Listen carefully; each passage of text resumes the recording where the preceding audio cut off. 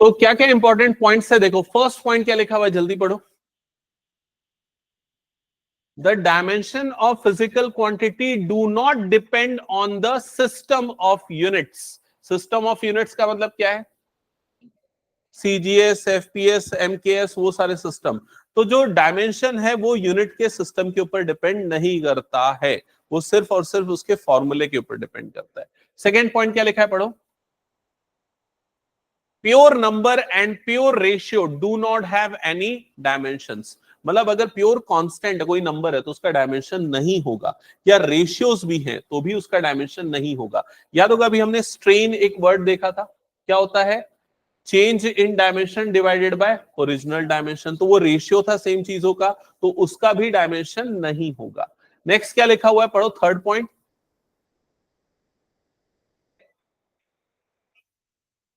Similar dimensions can be added or subtracted, but it cannot change the dimension. ये हमने देखा है ना भाई कि केजी वाली क्वांटिटी को केजी वाले से ही ऐड करेंगे और जो रिजल्ट होगा वो भी क्या आएगा, केजी में आएगा। तो सेम टाइप की क्वांटिटी या सेम डायमेंशन वाली क्वांटिटी को आपस में ऐड कर सकते हैं और एडिशन के बाद डायमेंशन में चेंज नहीं होगा। फोर्थ पॉइंट क्या है? लॉगैरिथमिक फंक्शन, जिसको हम किससे डिनोट करते हैं? लॉग एक्स से। कई बच्चे अभी तक इससे फेमिलियर नहीं होंगे, मैं बता दूं। अलग अलग टाइप के फंक्शंस होते हैं मैथ्स में। कुछ फंक्शन हमने कई बार डिस्कस किए हैं पीसीएम वाली क्लास में, मैथ्स वाली क्लास में, जिसमें एक फंक्शन लॉग एक्स होता है, एक फंक्शन ई की पावर एक्स होता है, एक फंक्शन साइन एक्स होता है, कॉस एक्स होता है। ये ट्रिग्नोमेट्रिक फंक्शन होते हैं। तो ये अलग अलग टाइप के फंक्शंस हैं, जिसमें specially log x, e raise to power x और sin x, cos x, ये सारे फंक्शन जो है ये डायमेंशन लेस क्वांटिटी होती है। मतलब इसका कोई डायमेंशन नहीं होता है, ये बताने का मतलब है। नेक्स्ट क्या लिखा हुआ है? Powers are dimensionless. Powers जो एक्सपोनेंट्स वाली जो टर्म्स होंगी वो भी क्या होंगी? डायमेंशन लेस होगी। नेक्स्ट क्या लिखा है, पढ़ो। Dimensions of physical quantities may be same but quantity need not to be similar. इसका क्या मतलब है? दो अलग फिजिकल क्वांटिटी के सेम डायमेंशन हो सकते हैं। याद है कि नहीं? अभी हमने थोड़ी देर पहले एग्जांपल देखा था, किसका था एग्जांपल? एनर्जी और टॉर्क था क्या, मेरे ख्याल से मोमेंट ऑफ टॉर्क। ठीक है, दोनों का डायमेंशन क्या था यहां पर? सेम था, लेकिन दोनों अलग अलग फिजिकल क्वांटिटीज थी। फिर क्या लिखा है seventh point? Dimensionless quantity may have unit. कौन सा एग्जांपल है इसका? एंगल। डायमेंशनलेस है वो, लेकिन उसकी यूनिट है, यूनिट रेडियन या फिर स्टे रेडियन। नेक्स्ट क्या लिखा है? But unitless quantity are dimensionless. लेकिन अगर कोई क्वांटिटी यूनिटलेस है तो उसका डायमेंशन भी नहीं होगा। ठीक है, एग्जांपल यहां पर दे दिया है। इसके बाद लास्ट में लिखा है लिमिटेशन ऑफ डायमेंशनल एनालिसिस। तो इसके तीन इंपॉर्टेंट लिमिटेशन मैंने लिखे हैं। फर्स्ट क्या है?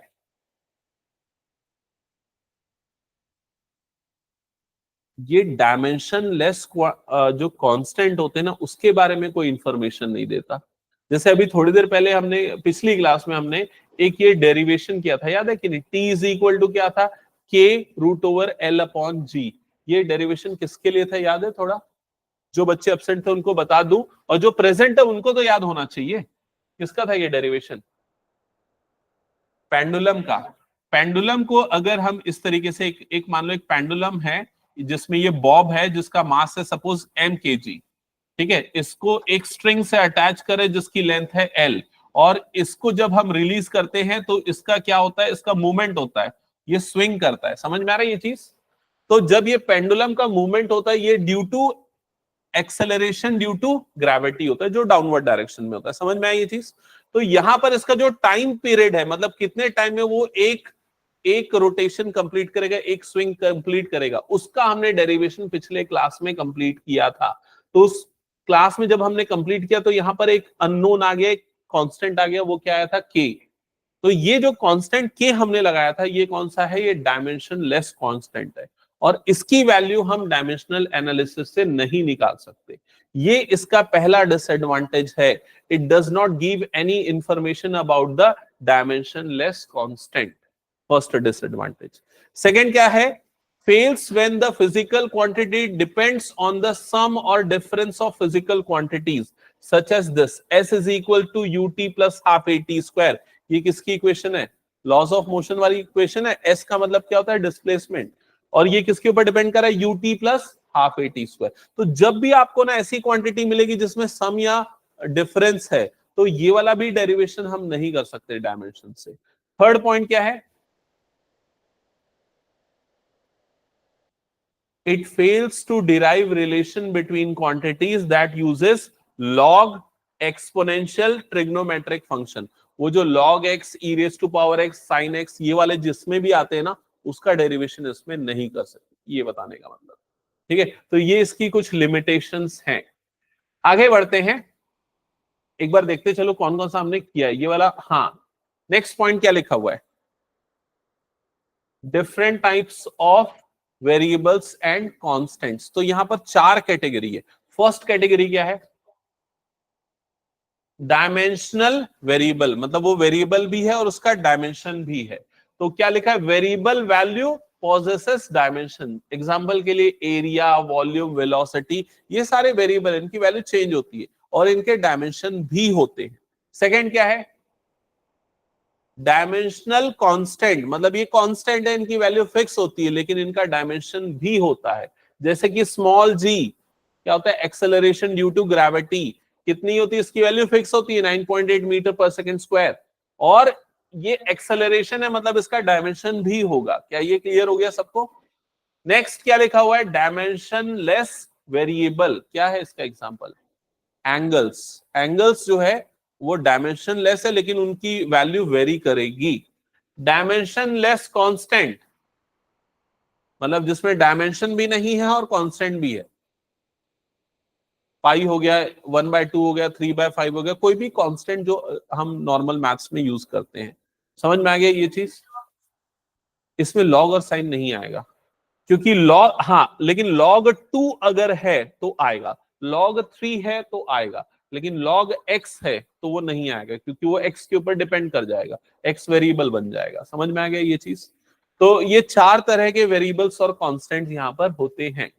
इसके बाद आते हैं सिग्निफिकेंट फिगर्स। तो यहां से एक बार नोट करना, ये कितने बच्चों ने किया था जब मैंने फर्स्ट टाइम पढ़ाया था ये वाला? ओके, चलो ठीक है, रिकॉल कर लेना थोड़ा सा। हेडिंग डालो सिग्निफिकेंट फिगर्स।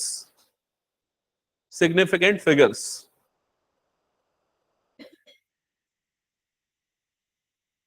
अब ये सिग्निफिकेंट फिगर्स कोई बड़ी भारी चीज नहीं है। हम कैलकुलेशन करते समय ना फिजिक्स में या साइंस स्ट्रीम में कुछ स्टैंडर्ड्स, कुछ रूल्स फॉलो करते हैं कि कितने डिजिट्स को लेना है, कितने डिजिट्स को छोड़ना है। तो उसके लिए कुछ रूल्स बनाए गए हैं, उसको हम फॉलो करते हैं। तो यहां पर क्या लिखा है? Those digits in measured quantity which are reliable. Significant figures का मतलब है those digits in a measured quantity which are reliable. तो वो रिलायबल क्वांटिटीज को हम सिर्फ लेते हैं और उनको बोलते हैं सिग्निफिकेंट फिगर्स। इसके कुछ रूल है। रूल नंबर 1 क्या लिखा है? All non zero digits are significant. Rule number 1, all non zero digits are significant. मान लो आपको एक नंबर लिखा है 13.75, ये नंबर लिखा है 13.75, तो इसमें कितने नॉन जीरो डिजिट्स है? 4। तो इसमें कितने सिग्निफिकेंट डिजिट हो गए? 4। क्लियर हो गया ये चीज? 2375 नॉन जीरो डिजिट्स कितने? 4। तो सिग्निफिकेंट डिजिट इसके अंदर कितने हो गए? 4। समझ में आ गया रूल नंबर 1? ठीक है, इसमें कितने हैं? 5। सेकेंड क्या रूल लिखा है? त्रिशा पढ़ो।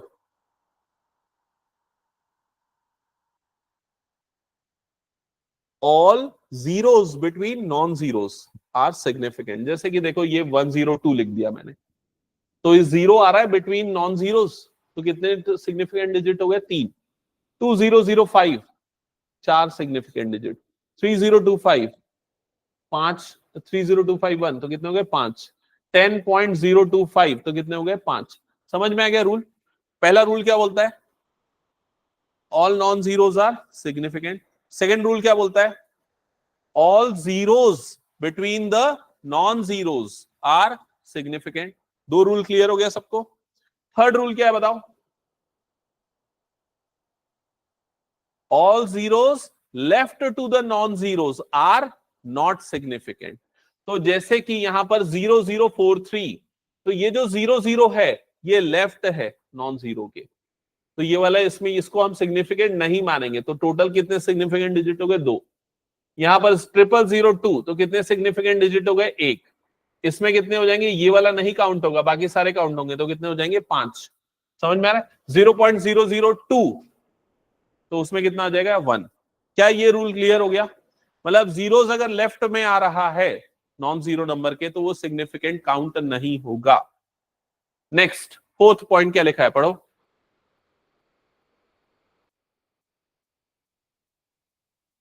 All zeros after non-zeros without a decimal are not significant।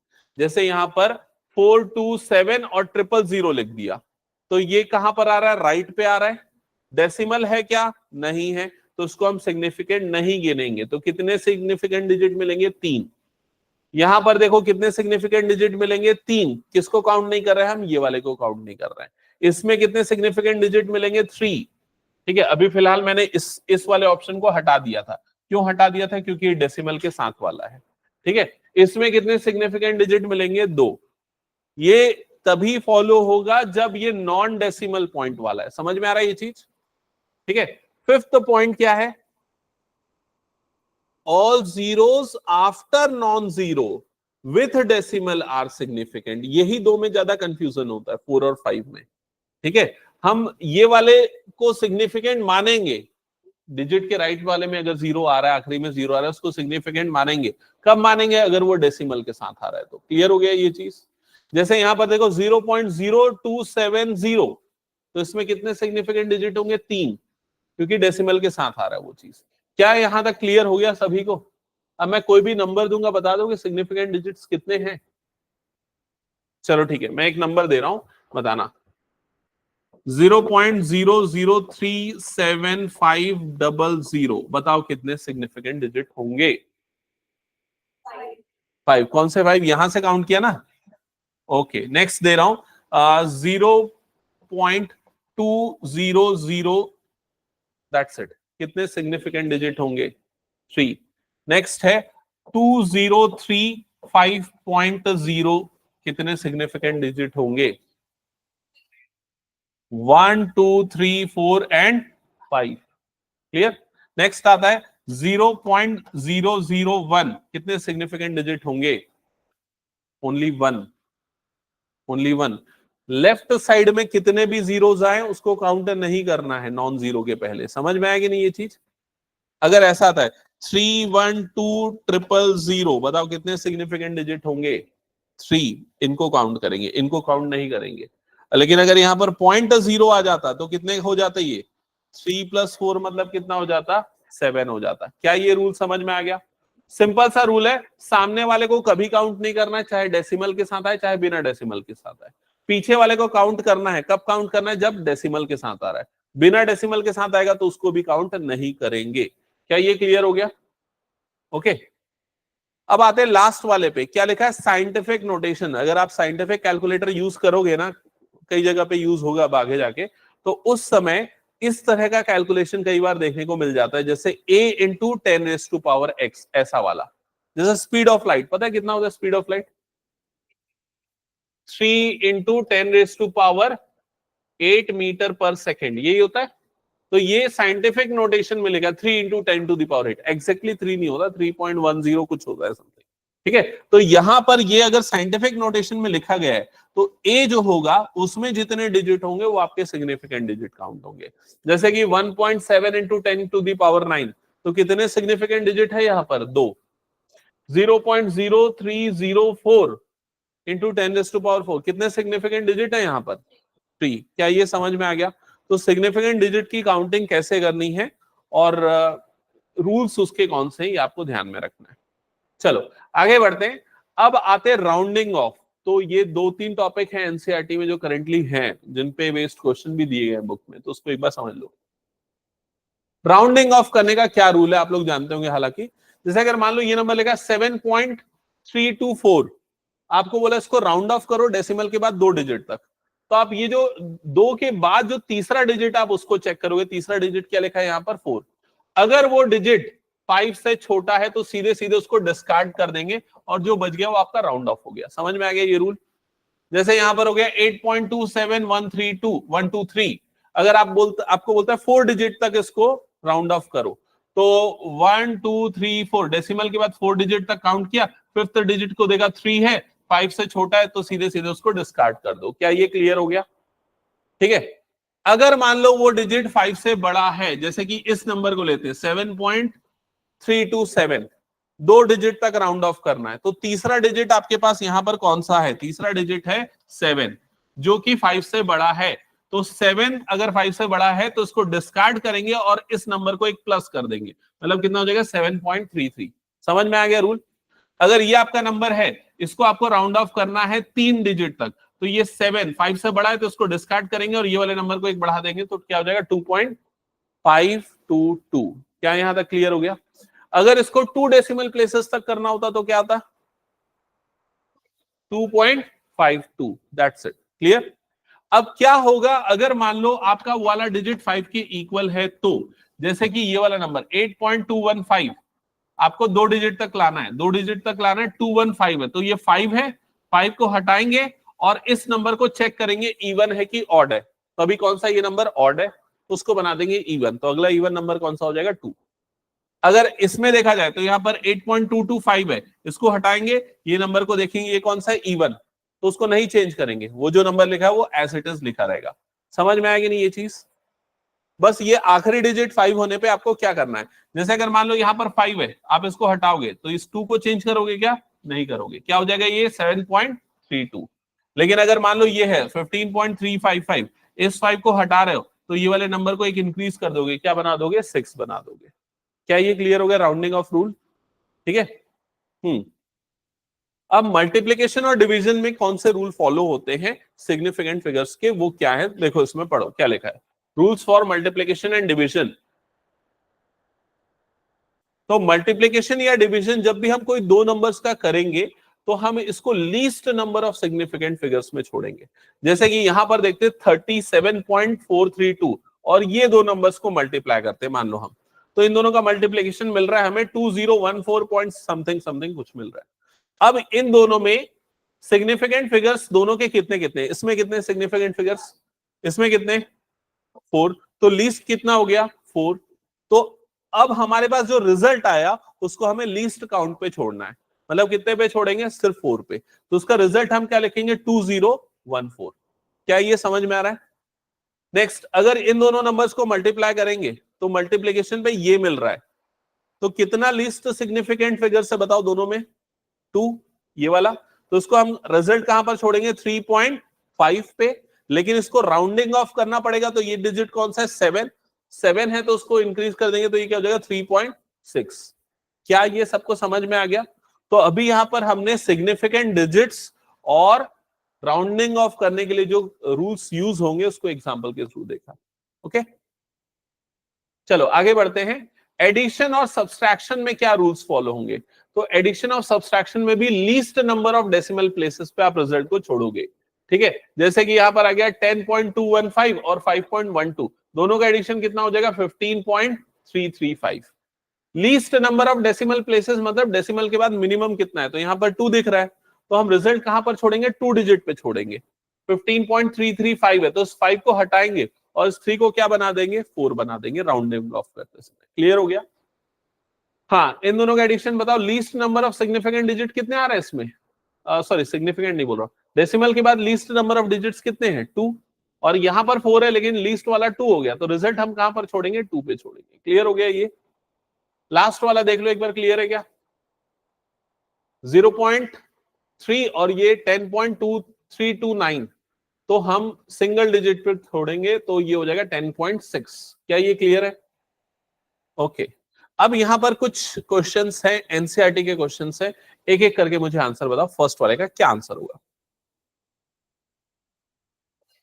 State the number of significant figures, तो इसमें नंबर ऑफ सिग्निफिकेंट फिगर्स हो जाएगा 1। क्या ये क्लियर है सबको क्यों 1 हुआ? हाँ, सेकंड वाले का क्या आएगा? 3। साइंटिफिक नोटेशन में हम सिर्फ इसके सिग्निफिकेंट फिगर्स काउंट करते हैं, दैट इज 3। थर्ड वाला क्या आएगा? 4। डेसिमल के साथ आ रहा है इसलिए हम ये पूरे के पूरे काउंटिंग में लेंगे यहां से यहां तक, तो ये आ जाएगा 4। नेक्स्ट वाले में क्या आएगा? अगेन पूरे का पूरा 4 आएगा। नेक्स्ट में क्या आएगा? अगेन 4 आएगा। लास्ट वाले में ये यहां से यहां तक काउंटिंग में लेंगे तो आंसर आ जाएगा 4। क्या ये सबको क्लियर हो गया सिग्निफिकेंट फिगर्स कैसे काउंट कर रहे हैं?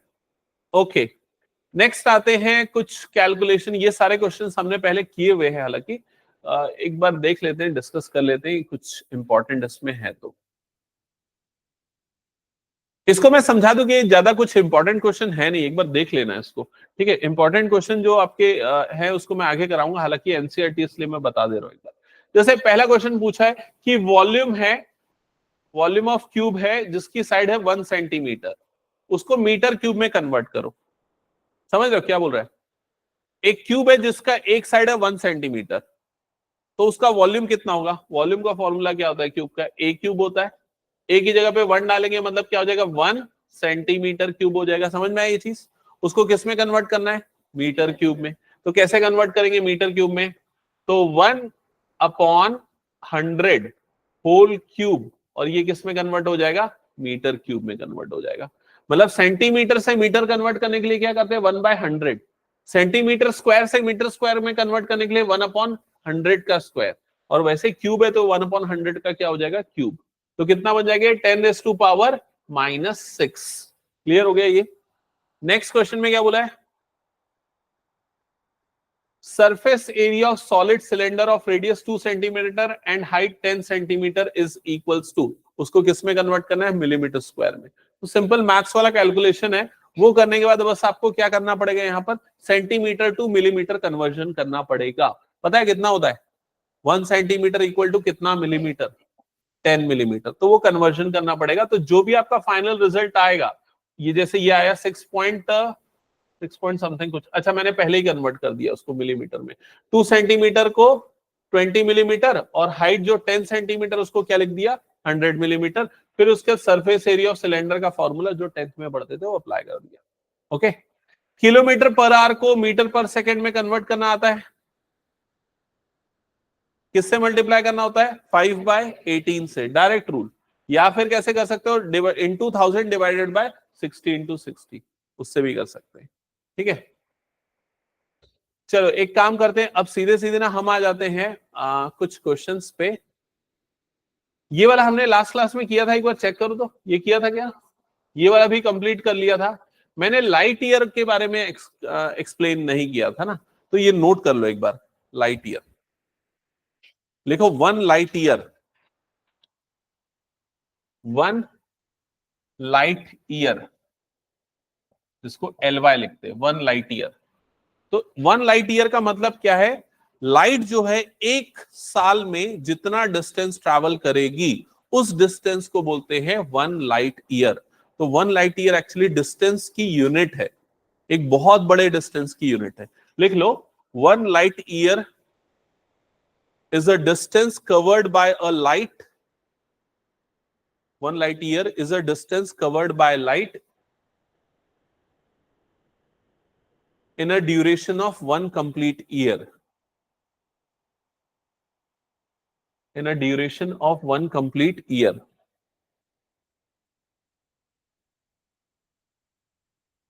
ठीक है, तो यहां पर आप लोगों को समझ में आ गया कि ये डिस्टेंस की यूनिट है, तो डिस्टेंस होता है 1 लाइट ईयर।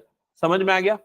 और एक साल में लाइट कितना डिस्टेंस कवर करेगी, ये डिस्टेंस है। समझ में आया ये चीज? तो डिस्टेंस कैसे निकलता है? स्पीड इनटू टाइम से, स्पीड इनटू टाइम। तो यहां पर हम स्पीड लिखेंगे तो किसकी स्पीड लिखेंगे? लाइट की। लाइट की स्पीड कितनी होती है? हाँ, तो यहां पर आ जाएगा 3 इंटू 10⁸8 मीटर पर सेकेंड। समझ में आ गया ये चीज? इनटू टाइम, तो कितने टाइम में लिखा ना? 1 लाइट ईयर मतलब कितने टाइम में? 1 ईयर में, एक साल में। तो टाइम में क्या आ जाएगा यहाँ पर? 1 ईयर आ जाएगा। समझ में आ गया ये चीज? अब ईयर को कन्वर्ट करना पड़ेगा, किस में कन्वर्ट करना पड़ेगा?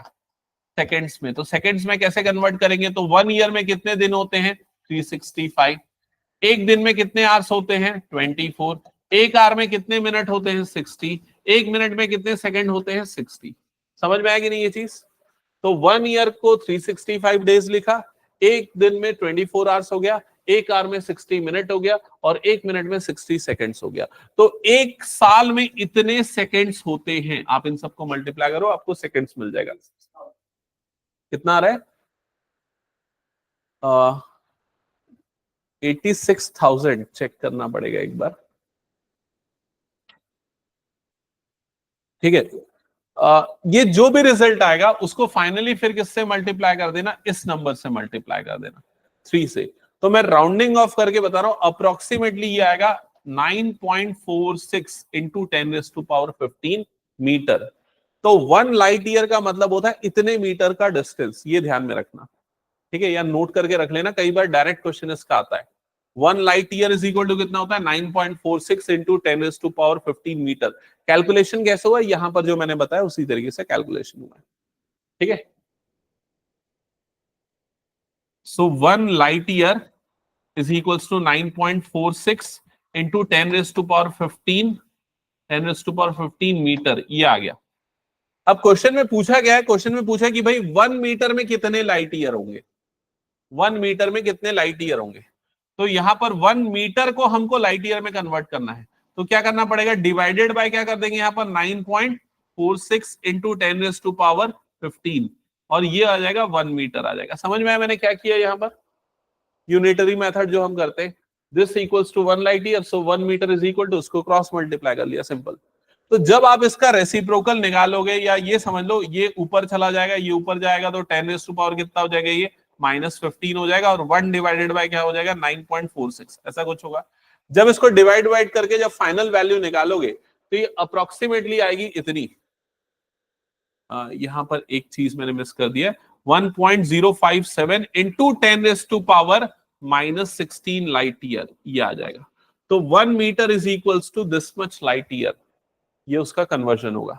सिंपल कैलकुलेशन और कुछ है नहीं। याद रखने वाली क्या चीज है कि 1 लाइट ईयर की डेफिनेशन क्या होती है, मीनिंग क्या होती है। यहां तक हो गया सबका। अच्छा, वो 3 मीटर पर सेकेंड स्क्वायर को किलोमीटर पर आवर स्क्वायर में कन्वर्ट कर सकते हो, कन्वर्ट करके दिखाओ तो जल्दी से मुझे, ये वाला कन्वर्जन करके दिखाओ एक बार।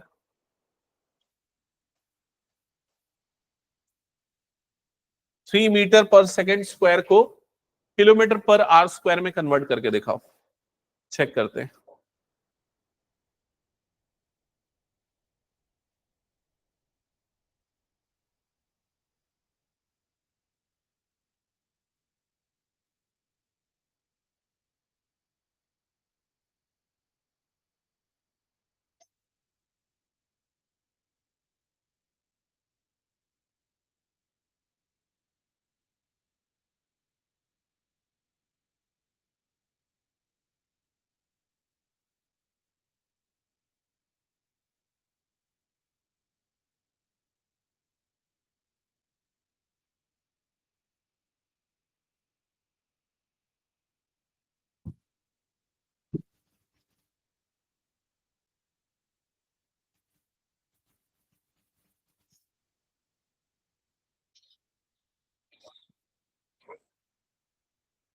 हम्म, तो एक तो तरीका है कि आप सीधे जो जैसा पढ़ते आए हो वैसा करते जाओ। दूसरा तरीका है आप डायमेंशनल एनालिसिस यूज करो, जिससे ये ज्यादा आसानी से होगा, ठीक है। तो डायमेंशनल एनालिसिस में क्या तरीका यूज होता है, एक बार देख लो। ज्यादातर बच्चे मेरे ख्याल से प्रेजेंट थे पिछली कुछ क्लासेस में। तो पहले हम फर्स्ट सिस्टम और सेकंड सिस्टम, सिस्टम 1 और सिस्टम 2, इन दोनों के पहले वैल्यूज लिखते हैं। n1 की वैल्यू, तो n1 की वैल्यू यहां पर क्या आ गई 3, n2 की वैल्यू मतलब जिसमें कन्वर्ट करना है उसकी वैल्यू हमें पता नहीं, तो यहां पर क्या आ गया क्वेश्चन मार्क, ठीक है। फिर उसके बाद यहां पर क्या लिखा है, ये मीटर, मीटर मतलब क्या हो गया, कौन सा डायमेंशन है, लेंथ वाला डायमेंशन। तो यहां पर हम क्या ले लेंगे, L1, L1 की वैल्यू यहां पर क्या हो गई 1 मीटर, क्या ये क्लियर हो गया। फिर यहां पर क्या लिखा है सेकंड स्क्वायर, तो यहां पर क्या हो गया T1, टाइम के ऊपर डिपेंड कर रहा है, तो T1 की वैल्यू क्या हो गई 1 सेकेंड हो गई। क्या ये समझ में आया। तो मैंने पहले सिस्टम 1 जो है फर्स्ट मेरा सिस्टम है, उसका N1 L1 और T1 लिख दिया। फिर यहां पर क्या लिखूंगा L2 और T2 लिखूंगा, मतलब सेकंड वाला सिस्टम जिसमें मैं कन्वर्ट कर रहा हूं उसमें मैं लेंथ को किस में मेजर कर रहा हूं, किलोमीटर में। तो यहां पर क्या आ जाएगा 1 किलोमीटर, जो कितने मीटर के इक्वल होता है 1000 मीटर, तो यहां पर आ जाएगा 1000 मीटर। यहां तक क्लियर हो गया। फिर T2 मतलब टाइम, तो सेकंड सिस्टम में टाइम किस में मेजर हो रहा है, आवर्स में, तो यहां पर आ गया 1 आवर आ गया, समझ में आ गया।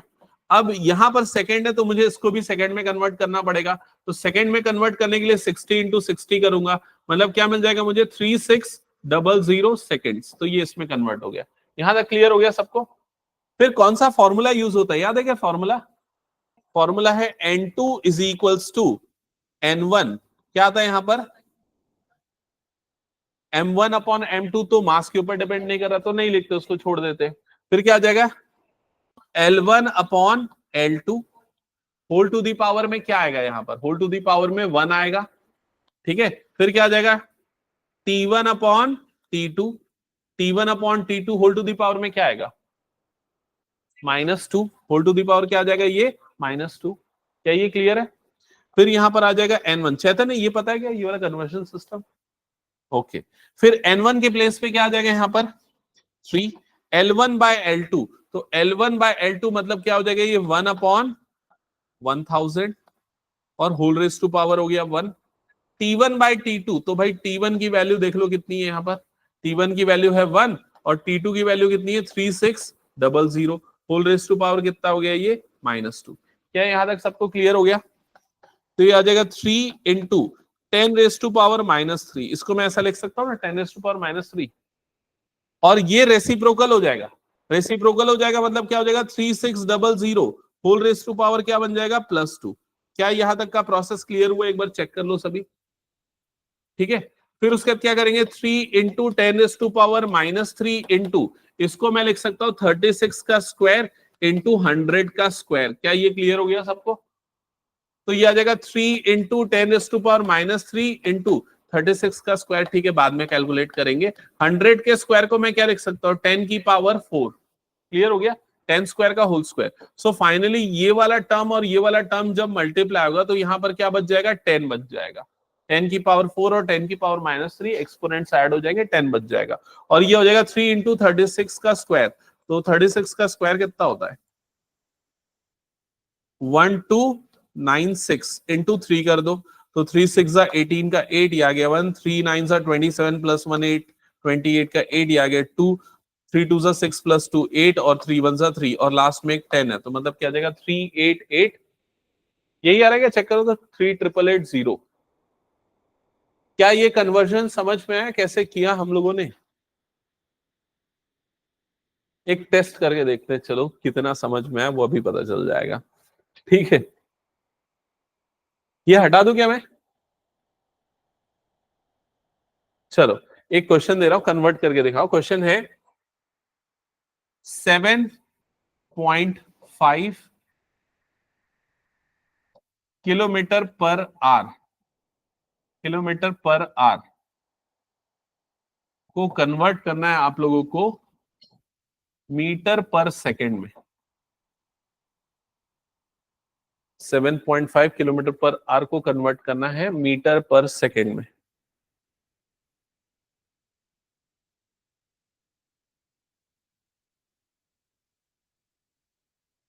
ये 7.5 को मैं थोड़ा इजी नंबर दे देता हूं, 7.2 दे देता हूं ताकि तुम कैलकुलेशन में मत फंसो। 7.2 कर दो, ठीक है।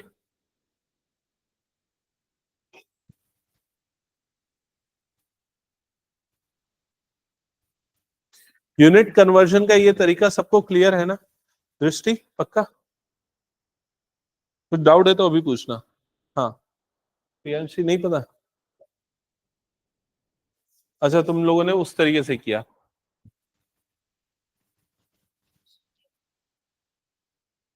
नहीं, क्योंकि वो मीटर पर सेकंड स्क्वायर था ना, वो एक्सेलरेशन था, इस वजह से नहीं कर सकते थे। वो वेलोसिटी के लिए कन्वर्जन के लिए वो तरीका यूज होगा। इस क्वेश्चन में वो तरीका यूज कर सकते हो।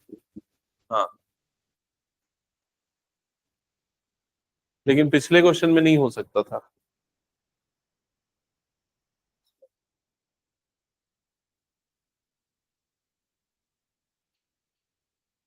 टू मीटर पर सेकेंड।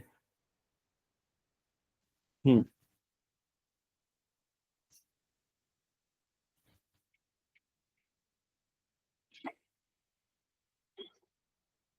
एक्चुअली मेरा ऑब्जेक्टिव उसकी वैल्यू जल्दी निकालने के लिए वो आप कर सकते हो, उसको किससे मल्टीप्लाई कर सकते हो? 5/18 से, ठीक है। लेकिन मैं चाह रहा था वो कन्वर्जन का रूल समझो।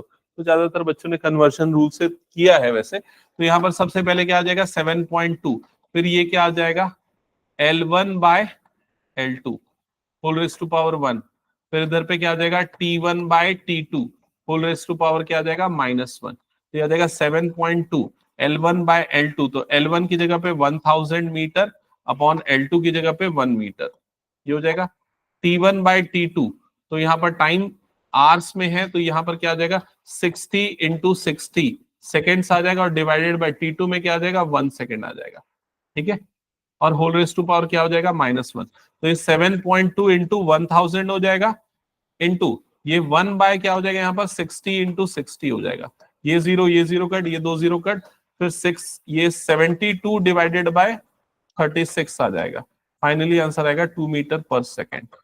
चेक कर लो एक बार, ठीक है, हटा दो फिर इस क्वेश्चन को मैं। चलो नेक्स्ट क्वेश्चन पे आते हैं। हाँ, ये वाला क्वेश्चन करके दिखाओ मुझे जल्दी से, यूनिट कन्वर्जन मेथड है, यूनिट कन्वर्जन पे क्वेश्चन है ये, एनसीईआरटी का क्वेश्चन है ये। क्वेश्चन है a calorie is a unit of heat and it is equals to 4.2 joules, ठीक है, तो यहां पर 4.2 जूल्स ये 1 कैलोरी के इक्वल होता है, 1 कैलोरी के इक्वल होता है, ठीक है, और यहां क्वेश्चन में और क्या गिवन है 1 joule is equal to 1 joule is equal to 1 KG metre square per second square, ये आपको गिवन है 1 जूल, ठीक है। Suppose we employ a system of unit in which unit of mass is equals to alpha kg, unit of length is beta meter and unit of time is gamma second, show a calorie magnitude this in terms of new units। तो यहां पर दो system है, सबसे पहले क्या है यहां पर सिस्टम वन में और सिस्टम टू में, सिस्टम टू, ये दोनों सिस्टम लिख देते हैं, सिस्टम टू। सिस्टम 1 में आपको ऑलरेडी गिवन है कितना है 1 कैलोरी गिवन है, और 1 कैलोरी कितना है 4.2 जूल है, और 4.2 जूल मतलब इतना, समझ में आई ये चीज। तो मैं यहां पर N1 की जो वैल्यू है वो क्या ले लेता हूं 4.2 ले लेता हूं, ये क्लियर हो गया। अब इसमें M1 L1 और T1 इसके डायमेंशंस नोट करता हूं। तो M1 मास इसमें कितना गिवन है 1 kg, ओके, और इसको अब ग्राम्स में कन्वर्ट करना है कि नहीं, तो उसके लिए पहले ना मैं N2 is equal to question mark लिखता हूं, और यहां पर M2 जो नए सिस्टम में कन्वर्ट करें उसका मास क्या है, तो नए सिस्टम का मास क्या है यहां पर अल्फा केजी है, तो यहां पर M2 की जगह पे क्या आ जाएगा अल्फा केजी आ जाएगा, समझ में आ गई ये चीज। फिर L2 मतलब लेंथ, तो लेंथ का यहां पर क्या है मीटर है, तो ये आ जाएगा 1 मीटर। दूसरे वाले सिस्टम जिसमें हम कन्वर्ट कर रहे हैं उसमें लेंथ का डायमेंशन जो है L2 की जो वैल्यू है वो कितनी है बीटा मीटर, तो यहां पर क्या आ जाएगा बीटा और ये आ जाएगा मीटर। क्या यहां तक क्लियर हो गया। फिर T1, तो पहले वाले सिस्टम में टाइम की यूनिट क्या है यहां पर देखो सेकेंड्स है, मतलब इसका डायमेंशन आ जाएगा 1 सेकेंड, और दूसरे वाले में T2 ये कितना लिखा हुआ है यहां पर देखोगे गामा सेकेंड्स, तो ये क्या आ गया गामा सेकेंड्स आ गया। क्या यहां तक क्लियर हो गया सभी को। अब आपको पहले सिस्टम से दूसरे सिस्टम में कन्वर्ट करना है, तो फॉर्मूला कौन सा यूज करोगे, ये फॉर्मूला याद रखना हमेशा अप्लाई होता है, N2 is equal to N1 यहां पर क्या आ जाएगा M1 upon M2 raise to power A, L1 upon L2 raise to power B, T1 upon T2 raise to power C, ये आ जाएगा। अभी हो जाएगा N2 is equals to N1, तो N1 की जगह पे आ जाएगा हमारे पास 4.2, M1 बाय M2, तो भाई M1 बाय M2, तो M1 हो गया ये, M2 हो गया ये, तो दोनों केजी में है, तो ये क्या हो जाएगा 1 अपॉन अल्फा, और एक्सपोनेंट में A आ रहा है, तो A की जगह पे क्या आएगा बताओ जल्दी से, A की जगह पे 1, क्यों 1 आया सबको क्लियर हुआ, क्योंकि यहां पर केजी की पावर क्या है 1, यूनिट से ही पता चल जाएगा, मतलब इसका डायमेंशन में 1 आएगा। L1 बाय L2, तो L1 की वैल्यू कितनी है 1 मीटर, L2 की है बीटा मीटर, तो ये क्या आ जाएगा 1 अपॉन बीटा, और इसके एक्सपोनेंट में क्या आएगा B की वैल्यू क्या रखेंगे बी की वैल्यू रखेंगे 2, क्योंकि यहां पर क्या लिख रहा है मीटर स्क्वायर, मतलब बीट, इसकी वैल्यू आ गई 2। फिर आ जाएगा T1/T2, तो ये आ गया 1/गामा, और एक्सपोनेंट में जो C है तो C की वैल्यू क्या आ जाएगी, C की वैल्यू आ जाएगी -2, तो ये आ जाएगा -2। यहां तक क्लियर हो गया। तो जो N2 है उसकी वैल्यू क्या आ जाएगी 4.2। ये अल्फा ऊपर जाएगा तो क्या बन जाएगा अल्फा रेस टू पावर -1। ये बीटा स्क्वायर जब रेसिप्रोकल होगा क्या हो जाएगा बीटा की पावर -2, और ये इसका जब रेसिप्रोकल होगा तो क्या हो जाएगा गामा स्क्वायर हो जाएगा। समझ में आ रहा है कि नहीं ये चीज? That's it. तो ये हो गया नया सिस्टम में उसका यूनिट, और यही चीज आपको प्रूफ करनी थी, magnitude of in new system will be like this. That's it. क्या ये समझ में आया सबको? चैतन्य क्लियर? हटा दो फिर इसको मैं। चलो नेक्स्ट। अब ये सामने आपको टोटल 6-7 क्वेश्चन दिख रहे हैं, ये सॉल्व करना है आपको। फटाफट स्टार्ट करो।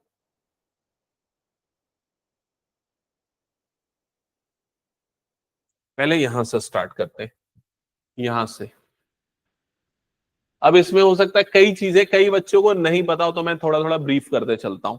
पहली चीज तो ये समझ लो कि भाई एंगल को मेजर करने की 2 यूनिट आपको पढ़नी है जो पता होनी चाहिए। एक होता है रेडियन मेजर और दूसरा होता है degree measure. Degree measure, radian measure क्या होता है, pi radian is equal to 180 degree. ये क्या सारे बच्चों को पता है? एक बार जल्दी बताओ तो, मुझे नहीं पता इसलिए। तुमको पता है चैतन्य? तुमको पता है? नहीं पता है? नहीं पता? पता है? किसको नहीं पता है? ये सबको पता है, तुमको नहीं पता है। चलो ठीक है, फिलहाल अभी मैं ज्यादा डिटेल में नहीं बताता। ये समझ लो कि 180 रेडियन इक्वल टू कितना होता है, sorry pi radian equal to कितना होता है 180 डिग्री होता है। अगर मैं 2 पाई रेडियन लिखता हूं तो 2 पाई रेडियन कितना होता है, इसका डबल। इसका डबल मतलब कितना हो जाएगा, ये 360 डिग्री हो जाएगा। समझ में आ गई ये चीज? अगर मैं मान लो 60 डिग्री की वैल्यू निकालना चाहता हूं तो 60 डिग्री कैसे निकालूंगा भाई, तो इसको डिवाइडेड बाय 3 किया ना, तो इसको भी डिवाइडेड बाय 3 कर दे तो कितना हो जाएगा, ये π/3 रेडियन। तो ये सिंपल कन्वर्जन का रूल है, बाकी डिटेल में हम प्रैक्टिस करेंगे थर्ड यूनिट जब हम बढ़ेंगे मैथ्स की तब। ठीक है, ये चीज हो गई डिग्री के बारे में। एक और चीज आपको क्या पता होनी चाहिए कि डिग्री से भी छोटी यूनिट होती है। जैसे कि टाइम को हम आवर्स में कन्वर्ट करते हैं, आवर्स से कम टाइम को हम किस में मेजर करते हैं, मिनट्स में। मिनट से भी छोटे टाइम को किस में मेजर करते हैं, सेकंड्स में। उसी तरीके से डिग्री में भी यही होता है। 1 डिग्री जो होता है उसको उसकी और छोटी यूनिट होती है मिनट। तो 1 degree is equals to 60 minute, और मिनट के लिए डैश वाला सिंबल यूज करते हैं। ठीक है, सिंगल डैश का मतलब होता है मिनट, और 1 मिनट इज इक्वल टू होता है 60 seconds. 1 minute is equal to होता है 60 सेकेंड। डबल डैश लगाया मतलब ये क्या हो गया, सेकेंड्स हो गया। क्लियर हो गया ये चीज? तो अगर मान लो कभी आपको ऐसा दिख जाए या ऐसा बोले कि 45/2 डिग्री, इसको क्या लिखेंगे, तो 45/2 को पहले मिक्स फ्रैक्शन में बदल दो। 45/2 मिक्स फ्रैक्शन में कितना आ जाएगा, 22.5। ऐसे ही होगा ना, समझ रहे हो कि नहीं? अब इस 22.5 को भी अगर आपको लिखना है तो ये 22 डिग्री, और ये कितना हो गया, हाफ डिग्री हो गया। अभी जो हाफ डिग्री है इसको आप किस में कन्वर्ट कर सकते हो, मिनट में। तो हाफ डिग्री को मिनट में कैसे कन्वर्ट करोगे, मल्टीप्लाइड बाय क्या कर दोगे, इसको 60 कर दोगे। समझ में आया कि नहीं ये चीज? तो ये कितना हो जाएगा 22 डिग्री, और ये कितना आ गया 30 मिनट्स। क्या ये क्लियर हो गया? ठीक है, ये बताओ 23/2 डिग्री को कैसे लिखोगे, 22/3 डिग्री को कैसे लिखोगे? तो ये कितना हो जाता है, 11.5 हो जाएगा ना, 11.5 डिग्री, ऐसे ही बनेगा। तो 11 डिग्री हो गया, और हाफ डिग्री मतलब कितना मिनट हो जाएगा, 30 मिनट। समझ में आ रहा है कि नहीं? सिंगल डैश मतलब मिनट। तो ये इस तरीके से छोटे यूनिट में कन्वर्जन करते हैं। अब फिलहाल यहां पर क्या बोल रहा है, देखो इस क्वेश्चन का मतलब समझो। ये यहां तक की स्टोरी शायद समझ में आ गई होगी। क्वेश्चन में बोला है कि 1 मिनट जो है, 1 मिनट ऑफ SARC, ठीक है, in radian is nearly equal to, मतलब 1 मिनट को आप रेडियन में कन्वर्ट करो। अब कैसे कन्वर्ट करेंगे, देखो पहले आपको पता होना चाहिए कि 180 डिग्री इज इक्वल टू कितना रेडियन होता है। तो 180 डिग्री कितना रेडियन होता है, पाई रेडियन होता है। समझ में आ गई ये चीज? तो 1 डिग्री कितना रेडियन होगा, बताओ जल्दी, π/9। 180 रेडियन होगा। क्या यहां तक समझ में आ गया सबको? मैंने 1 डिग्री निकालने के लिए 180 को क्रॉस मल्टीप्लाई कर दिया, ठीक है। अब 1 डिग्री इज इक्वल टू, ये पाई की वैल्यू कितनी हो जाती है 3.14 डिवाइडेड बाय कितना हो गया 180। यहां तक समझ में आए? अब ये बताओ 1 डिग्री में कितने मिनट होते हैं? यहां पर लिखा 1 डिग्री में कितने मिनट होते हैं 60 मिनट। तो यहां पर 1 डिग्री की जगह मैं क्या लिख देता हूं 60 मिनट इज इक्वल टू कितना हो जाएगा 3.14 डिवाइडेड बाय कितना आ गया ये 180। क्या यहां तक समझ में आया सभी को? अब आपको किसको कन्वर्ट करना है 1 मिनट को कन्वर्ट करना है ना। देखो 1 मिनट को बोल रहा है, 1 मिनट को किस में कन्वर्ट करना है आपको रेडियन में कन्वर्ट करना है। तो 60 मिनट अगर इतना है तो 1 मिनट कितना होगा, कितना होगा? तो ये हो जाएगा 3.14 डिवाइडेड बाय 180 और इधर पे क्या आ जाएगा इनटू 60। क्या ये समझ में आ रहा है मैंने क्या किया? अब इसका कैलकुलेशन कर लो, क्या हो जाएगा कैलकुलेशन? तो इसको ना मैं ऐसे लिखता हूं 3.14 इंटू 10⁻⁻2 डिवाइडेड बाय 10⁻⁻2 क्यों किया समझ गए ना, 2 जीरो था मतलब 10⁻2 हो गया, ऊपर गया तो क्या हो गया 10⁻⁻2 और इधर पे 18 सिक्सा कितना होता है 108, 18 सिक्सा होता है 108, तो ये कितना आ गया 108 आ गया। क्या ये क्लियर हो गया? ठीक है। और एक काम करता हूं 3.14 है ना उसको मैं ऐसे लिख देता हूं 314 इंटू 10⁻⁻ कितना लिख देता हूं -4 डिवाइडेड बाय कितना हो गया ये 108। क्या यहां तक समझ में आया सभी को? अब देखो लगभग इसको अगर मैं डिवाइड करने जाऊंगा तो कितने बार में जाएगा, 3 बार में जाएगा क्या? 3 से थोड़ा कम ही जाएगा 2.9 के आसपास, क्योंकि 108 को मल्टीप्लाइड बाय 3 करोगे तो 314 से ज्यादा आएगा। अब हम ऑप्शन देख लेते हैं कौन सा ऑप्शन से मैच कर रहा है। ऑप्शन बी से मैच कर रहा है ना। देखो इसको जब डिवाइड करने जाओगे तो 2.9 के आसपास जाएगा और 10⁻⁴ क्या आ रहा है यहाँ पर -4। उसका करेक्ट आंसर होगा ऑप्शन बी। और ये क्वेश्चन आया था नीट अक्टूबर 20 वाले एग्जाम में, मतलब डायरेक्टली कैलकुलेशन और कुछ भी नहीं है इसमें। आपको ये पता होना चाहिए कि भाई 180 डिग्री पाई रेडियन होता है, 1 डिग्री में कितना मिनट होता है 60 मिनट होता है, और ये फॉर्मूले में पुट करके सिंपल कैलकुलेशन बस करना था और पूरा भी नहीं, अंदाजा लगाना है बस किसके आसपास आएगा। चलो नेक्स्ट क्वेश्चन करो फिर।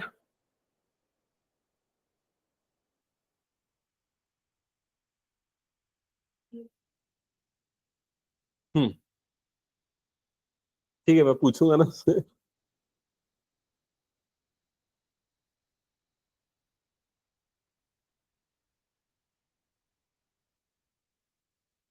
हो गया? ये वाला पार्ट इरेज कर दूं क्या मैं? चलो अब अगला क्वेश्चन में ना देखो मान लेते हैं हमें नहीं पता कुछ भी चीज अभी फिलहाल के लिए नहीं पता है, धीरे धीरे करके याद करते। The SI unit of physical quantity is pascal second. तो यहां पर आपको क्या गिवन है, किसी फिजिकल क्वांटिटी की यूनिट गिवन है, किसकी नहीं पता, कौन सी फिजिकल क्वांटिटी नहीं पता, बस उसकी यूनिट पता है पास्कल सेकेंड। तो आपको क्या पता होना चाहिए कि पास्कल किसकी यूनिट होती है, प्रेशर की यूनिट होती है। मतलब यहां पर प्रेशर, प्रेशर का फॉर्मूला पता होना चाहिए। तो प्रेशर का फॉर्मूला बताओ जल्दी से क्या होता है, फोर्स अपॉन एरिया। तो प्रेशर होता है फोर्स अपॉन एरिया। क्या ये समझ में आ गया? अब फोर्स की यूनिट पता है क्या, फोर्स का डायमेंशन पता है क्या? चलो मान लो फोर्स का भी डायमेंशन नहीं पता, तो फोर्स का फॉर्मूला क्या होता है, मास इनटू एक्सेलरेशन। तो फोर्स का होता है मास, मास के लिए क्या आ गया m, एक्सेलरेशन क्या होता है Lt-2। समझ में आ गया ये चीज? और डिवाइडेड बाय में क्या है एरिया, एरिया का क्या हो जाएगा L²। ये प्रेशर बना है, प्रेशर जिसकी यूनिट क्या होती है पास्कल, और उसमें क्या मल्टीप्लाइड है सेकेंड्स, सेकेंड मल्टीप्लाइड है, मतलब यहां पर इनटू में क्या आ जाएगा टी। समझ में आ गया ये चीज? तो अब ये क्या हो जाएगा देखो m, ये L2 है और ये ऊपर में L1 है, तो क्या हो जाएगा L⁻⁻1 और T⁻⁻ क्या हो जाएगा ये -1। क्या ये समझ में आएगी नहीं? अब देख लो कौन सा ऑप्शन सही है, ऑप्शन ए इसका सही है। क्या ये क्लियर हो गया कैसे निकला? तो आपको क्या है ना, ये सारी चीजें धीरे धीरे मेमोराइज करनी पड़ेगी, तो ये किसकी यूनिट होती है, किसका फॉर्मूला होता है। और एक बार जब खुद के हाथ से लिखोगे ना सारे डायमेंशन और सारे फॉर्मूले, और इससे भी ज्यादा कब आपको याद होगा पता है, जब आप उनको यूज करोगे। तो अभी प्रेशर आपने पढ़ा था, कब पढ़ा था? मेरे ख्याल से क्लास 9th में पढ़ा था, उसके बाद से नहीं पढ़ा, तो हो सकता है भूल गए होगे। ठीक है, तब जब हम आगे पढ़ेंगे जब इसको इस चैप्टर में, तो आपको याद होते जाएगा धीरे धीरे। चलो नेक्स्ट क्वेश्चन पे आते हैं।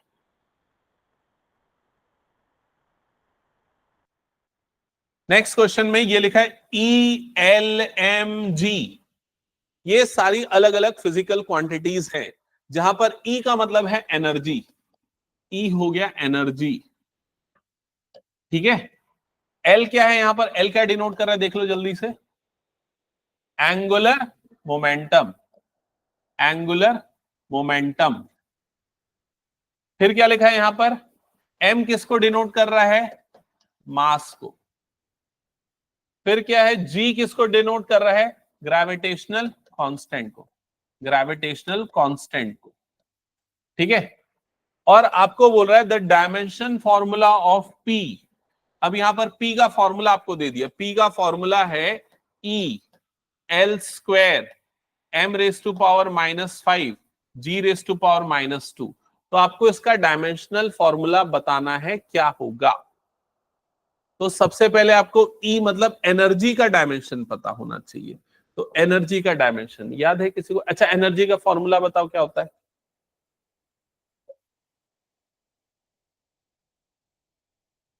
अच्छा, एनर्जी और वर्क का सेम होता है डायमेंशन? दोनों एक दूसरे में कन्वर्टेबल है? तो बताओ वर्क क्या होता है?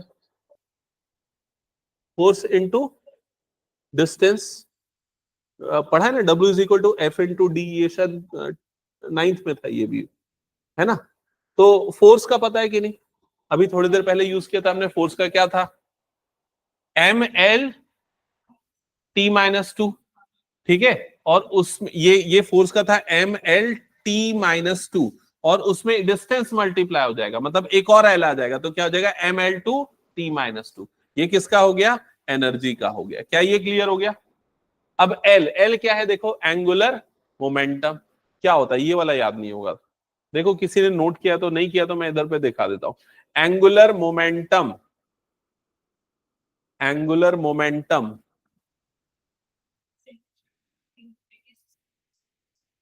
एंगुलर एक्सेलरेशन तक मैंने बताया। एंगुलर मोमेंटम ये है। एंगुलर मोमेंटम का डायमेंशन होता है mL2T-1, mL2T-1।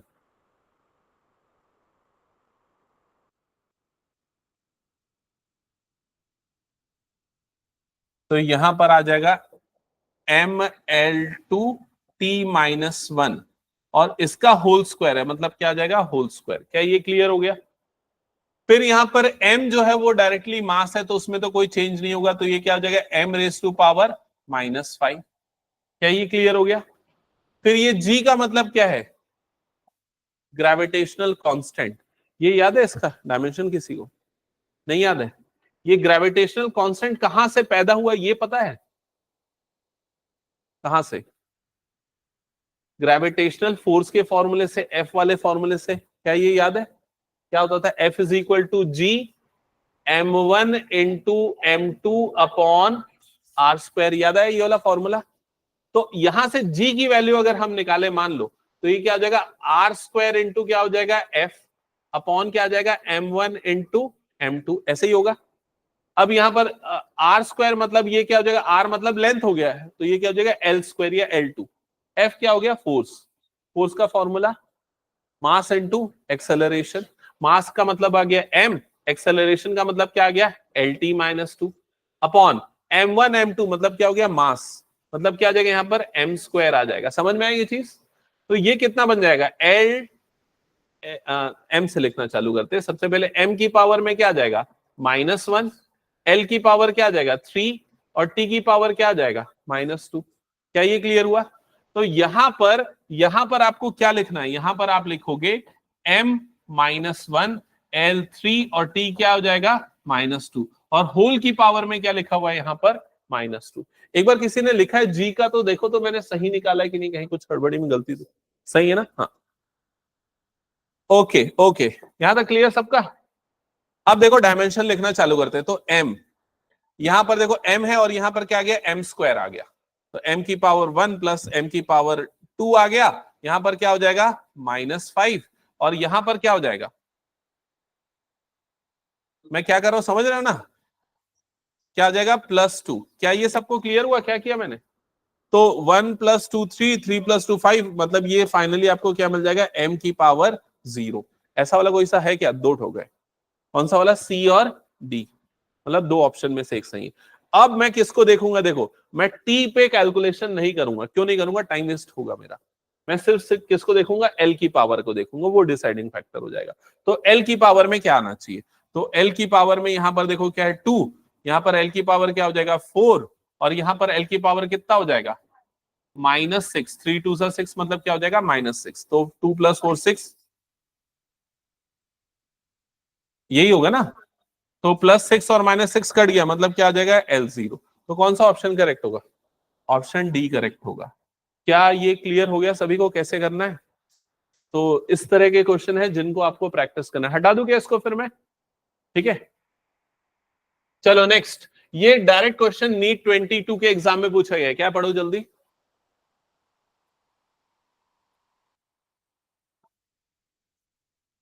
Plane angle and solid angle. Plane angle solid angle हमने पढ़ा, इसकी यूनिट होती है रेडियन और स्टे रेडियन, बट ये दोनों के डायमेंशंस नहीं होते। Unit but no dimension. Dimension of stress, तो स्ट्रेस का फॉर्मूला याद रखना पड़ेगा। ठीक है, धीरे धीरे प्रैक्टिस में आएगा। किसी को याद है? यस, फोर्स का डायमेंशन जो है वो प्रेशर, सॉरी, स्ट्रेस का जो डायमेंशन होता है वो प्रेशर के इक्वल होता है। फोर्स अपॉन एरिया ये उसका भी होता है ना, फोर्स अपॉन एरिया प्रेशर का भी फॉर्मूला होता है। तो क्या होगा फोर्स का? याद है ना, mass into acceleration, mLT-2 upon area, मतलब अपॉन L²। तो क्या होगा जल्दी बताओ ऑप्शन। mLT-2 अपॉन एरिया मतलब L²। तो क्या बन जाएगा mL-1T-2। कौन सा ऑप्शन है? ऑप्शन बी करेक्ट है। क्या ये सबको क्लियर हो गया कैसे बना? नेक्स्ट।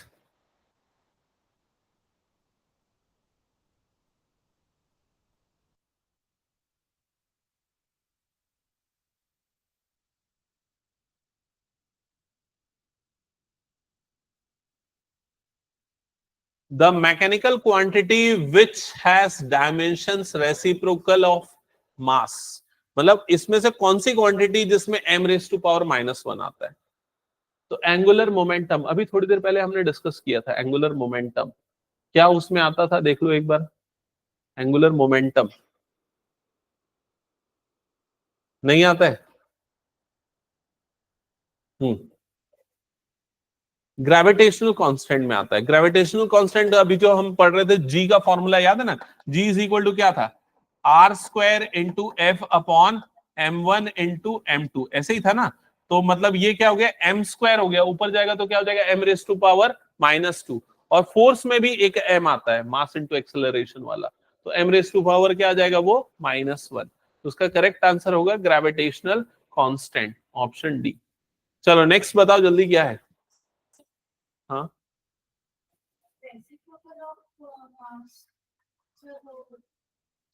एक्चुअली क्या है, ये थोड़ा कंफ्यूज किया है जो तुम सोच रहे हो ना। ये रेसिप्रोकल ऑफ मास बोला है, और इस पूरे का मतलब उसने m⁻⁻1 बोला है। मतलब किसके डायमेंशन में मास का रेसिप्रोकल आता है, m⁻⁻1 आता है, ये पूछ रहा है। ठीक है, यही डाउट था क्या? लास्ट वाला देख लो जल्दी से। किनका डायमेंशन सेम होता है? Same as solid angle. Solid angle के जैसा किसका डायमेंशन होता है? तो सॉलिड एंगल का डायमेंशन क्या होता है? वो डायमेंशन लेस होता है। तो इसमें से और कौन सा डायमेंशन लेस क्वांटिटी है? Strain and angle, option C. Strain होता है ना, 1 dimension divided by other dimension, original dimension, ये फॉर्मूला। ठीक है, तो ये ओवरऑल समरी है इस चैप्टर की। अगर पिछले 2 क्लास आप लोगों ने अटेंड किया है तो लगभग हमने सारा इंपॉर्टेंट चीज जो है पूरे चैप्टर का हमने कवर अप कर लिया है। अगर पूरे 11th के प्रोस्पेक्टिव से देखें तो इसका वेटेज बहुत कम है और बाकी चैप्टर से कनेक्टिविटी भी कम है। ठीक है, बट कुछ क्वेश्चंस आते हैं तो आपको ये पढ़ना पड़ेगा, प्रैक्टिस तो करनी पड़ेगी एक आध बार। कॉम्पिटेटिव के भी प्रोस्पेक्टिव से देखो या स्कूल के भी प्रोस्पेक्टिव से। ठीक है, तो इसका पीडीएफ, ये वाला पीडीएफ मैं शेयर कर दूंगा, सॉल्यूशन भी है इसमें, सारी समरी भी है, सारी चीजें अच्छे से उसको नोट करके अपने नोट्स बना लेना। और भी कुछ क्वेश्चंस होंगे मे बी इसमें आगे, और कई सारे क्वेश्चंस हैं जो इन्हीं टॉपिक्स पे बेस्ड हैं, आप उनको एक बार प्रैक्टिस करके देख लेना, ठीक है। ये सारे इंपॉर्टेंट चीजें जो आपको साइंटिफिक कैलकुलेशन वगैरह में यूज होती है। कई बार आप देखे गीगा मतलब 10⁻⁹, मेगा मतलब 10⁻�6, जनरल नोटेशन जो है, किलो मतलब क्या होता है 10⁻3, ये सारे नोटेशंस, ठीक है। तो ये सारी चीजें आपको कई बार यूज होंगी। एक यूनिट से दूसरे यूनिट में कन्वर्शन हो गया, ये वाली चीज यूज होती है। हाँ, एक और चीज जो जनरल कई क्वेश्चन पूछे जाते हैं, लाइट ईयर का कैलकुलेशन तो मैंने बता दिया था अभी थोड़ी देर पहले, लाइट ईयर की डेफिनेशन भी बता दी थी। एक और यूनिट होती है और लॉन्गर डिस्टेंस को मेजर करने के लिए, उसको बोलते हैं एस्ट्रोनॉमिकल यूनिट, जिसको शॉर्ट फॉर्म में डिनोट करते हैं एयू से, एस्ट्रोनॉमिकल यूनिट। क्या लिखा है इसकी definition? It is defined as the mean distance of earth from the sun. Earth और सन के बीच का जो मीन डिस्टेंस होता है, एवरेज डिस्टेंस होता है, उसको 1 एस्ट्रोनॉमिकल यूनिट बोलते हैं। और ये इसकी वैल्यू होती है अप्रोक्सीमेटली 1.496 10⁻11 मीटर। तो ये सारे जो कांस्टेंट यूनिट्स है ना, ये आपको कई जगह पे यूज हो जाते हैं, तो उसको लिख के अच्छे से नोट बना के रखना है। और लास्ट और सबसे लॉन्गेस्ट डिस्टेंस मेजर करने के लिए यूनिट यूज होता है, वो है पैरालैक्टिक सेकेंड, जिसको पैरासेक इससे रिप्रेजेंट करते हैं। ये इसको समझना थोड़ा सा, ये देखो कॉम्प्लिकेटेड है, समझो कैसे समझोगे आप लोग, ध्यान देना। यहां पर आप लोगों ने ये एंगल का फॉर्मूला याद है? एंगल का फॉर्मूला पढ़ा था, प्लेन एंगल का, याद होगा ना? प्लेन एंगल, ये जो थीटा होता था, याद है ये थीटा, ये कैसे निकलता था? तो ये आर्क लेंथ हो गया मान लो L, ये रेडियस हो गया मान लो R, तो थीटा इज इक्वल टू क्या होता था? L/R। क्या ये समझ में आ रहा है? लेकिन अगर मान लो ये वाले दोनों जो एंड पॉइंट्स है इसके बहुत ज्यादा दूर है, बहुत ज्यादा दूर है, तो वो लगभग कैसे लगेगा पता है? ये एक स्ट्रेट लाइन के जैसा होगा, और ये एंगल बीच में बहुत छोटा सा बन रहा है। तो उस सिचुएशन में तो यहां पर ये मान रहा है कि मान लो एक बहुत दूर पे एक पॉइंट है, और यहां पर सन है, और यहां पर क्या है? अर्थ है। और ये जो बहुत दूर वाला पॉइंट है ना, वो कितने डिग्री, कितना एंगल बना रहा है? 1 डबल डैश बना है। डबल डैश का मतलब 1 सेकेंड। तो 1 सेकेंड का एंगल बना रहा है, अगर उसको इन दोनों स्ट्रेट पाथ से ऐड करे, मतलब कनेक्ट करे तो। और अर्थ और सन के बीच का जो डिस्टेंस होता है वो कितना होता है? 1 एस्ट्रोनॉमिकल यूनिट होता है, एयू होता है, जो अभी हमने देखा, एवरेज डिस्टेंस, ठीक है। तो इस सिचुएशन में इस पॉइंट और सन के बीच का जो डिस्टेंस होगा, उसको हम 1 पैरासेक से डिनोट करते हैं, और इसकी लेंथ होती है 206265 एस्ट्रोनॉमिकल यूनिट के बराबर होती है। मतलब ये सबसे लॉन्गेस्ट डिस्टेंस मेजर करने के लिए, बिटवीन द गैलेक्सीज वाला डिस्टेंस मेजर करने के लिए यूज होता है। बिटवीन द प्लैनेट्स के लिए तो एस्ट्रोनॉमिकल यूनिट हो गया कि अर्थ और दूसरा कोई प्लैनेट है, ठीक है, उनके बीच का क्या डिस्टेंस है, जुपिटर के बीच का डिस्टेंस कितना है, उसके लिए तो एयू यूज होगा। लेकिन बिटवीन द गैलेक्सीज वाले के लिए हम ये वाला डिस्टेंस यूज करते हैं। क्लियर? तो कई बार यूज हो जाता है, बहुत रेयरली, बट इतना फ्रीक्वेंटली इसका यूज नहीं है, तो मैंने जस्ट डेफिनेशन और उसकी वैल्यूज यहां पर लिख दी है, ठीक है, देख लेना एक। और कुछ है? और ये कुछ क्वेश्चंस हैं जो आपके एनसीईआरटी के सिंपल कैलकुलेशन वाले क्वेश्चंस हैं। एरिया ऑफ शीट हो गया, वॉल्यूम हो गया, सिंपल वो सिग्निफिकेंट फिगर्स की में कन्वर्जन वाले क्वेश्चन हो गए, इसको एक बार देख लेना। ये एनसीईआरटी का क्वेश्चन है जो एम्स 18 वाले एग्जाम में पूछा गया था, ठीक है। तो ये कुछ कुछ एक क्वेश्चंस है जो मैं यहाँ पर आप लोगों को दे देता हूँ फिलहाल, इसको ट्राई करना। और अगर ऐसा लगता है कि नहीं बन रहा ये चैप्टर, कुछ प्रॉब्लम जा रही, तो मुझे बताना इंडिविजुअली, मैं वो डाउट्स आप लोगों के क्लियर कर दूंगा, ठीक है। और इसमें टाइम देना है कि मैं सेकंड यूनिट से स्टार्ट करूं, फिर एक बार देख लो इसमें, अगर तुम लोगों को लग रहा है कि कुछ टाइम है चाहिए तो मुझे बताना। हाँ, किस मैथमेटिकल पार्ट है क्या उसका?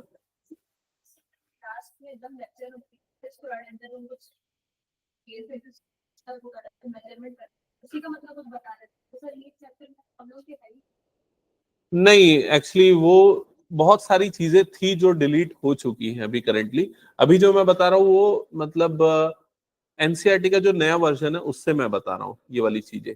और इसके अलावा देखो, होने के लिए तो बहुत सारी चीजें, और इसमें कई सारे मैथमेटिकल और कैलकुलेशन के कंसेप्ट भी होते हैं, जिसको अब ज्यादा यूज नहीं होता, इसलिए उसको डिस्कार्ड कर दिया गया है। इसलिए अगर कोई चीजें काम की रहेंगी तो मैं उसको उस समय बता दूंगा, ठीक है।